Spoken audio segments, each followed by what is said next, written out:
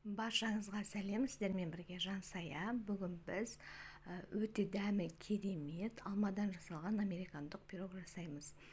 Ол үшін біз қамырын ең алдымен елеп алуымыз керек. Қамырына бір жұмыртқа, қант, сары май, ұн және де су қажет, яғни мұздай су керек. Ең алдымен біз ұнға сары майымызды алып, ұсақтап турап саламыз. Немесе сіздер үккіштен өткізіп алуларыңызға болады теркадан. Мен осылай ұсақтап турап салып істеймін. Кейін барлық майымызды турап салғаннан кейін 4 ас қасық қант салатын боламыз. Қантымызды салып алғаннан кейін біз барлық жаңағы осы үшеуін бір-бірімен қолымызбен жақсылап араластырып аламыз. Яғни ұсақ түйіршіктер пайда болғанша видеодағыдай жақсылап араластырамыз. Кейін осы араластырған массамызға біз жұмыртқамызды және де 4 ас қасық мұздай суымызды, 3 немесе 4 ас қасық мұздай суымызды саламыз. Яғни су міндетті түрде өте суық болуы қажет, қамыр жақсы шығуы үшін. Барлық суымызды салып алғаннан кейін, яғни барлық заттарымызды салғаннан кейін біз қамырымызды қолмен, яғни қамыр пайда болғанша жақсылап елейміз. Міне қолға жабыспай тұруы қажет. Кейін осы қамырымызды біз екі бөлікке бөлеміз. Үлкен және кішірек бір бөлікке бөліп аламыз. Кішірек бөлігін алып қоя тұрамыз, үлкен бөлігін жаятын боламыз.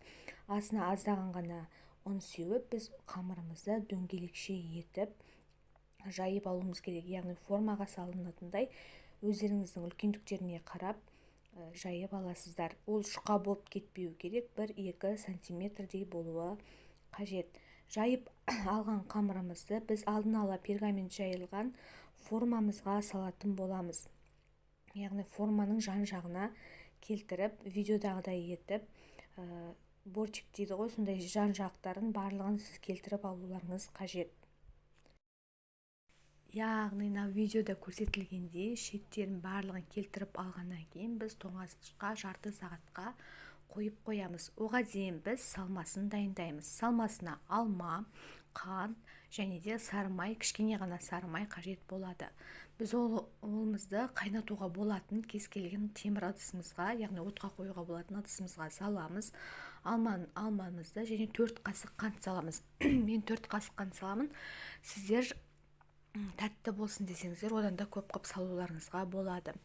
Кейін сары майымызды бәрін салғаннан кейін орташа отқа қайнағанша қойып қоямыз. Яғни қайнағанын күтеміз. Үнемі араластырып отырылуы қажет, өйткені ішіндегі қанты мен майы еруі қажет.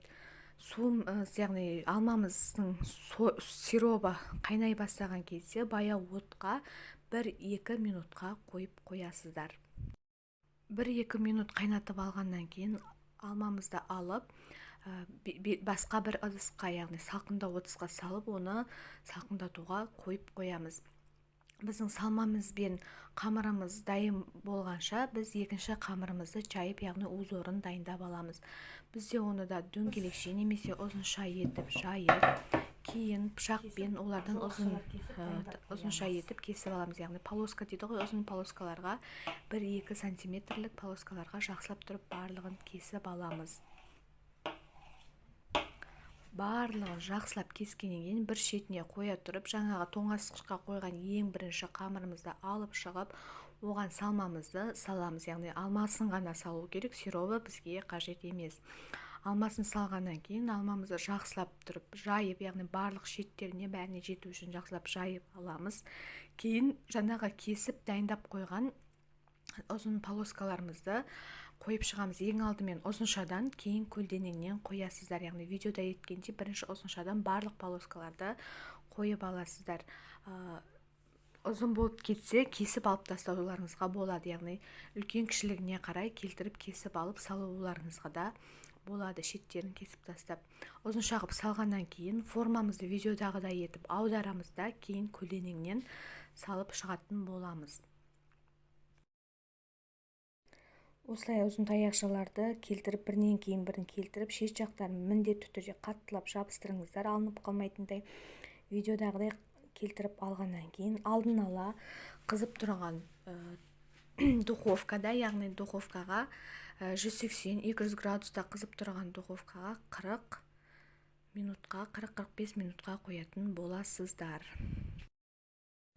Сіздер өз духовкаларыңызға қарап саласыздар. Яғни менің духовкамда бұл 40 минут пісті.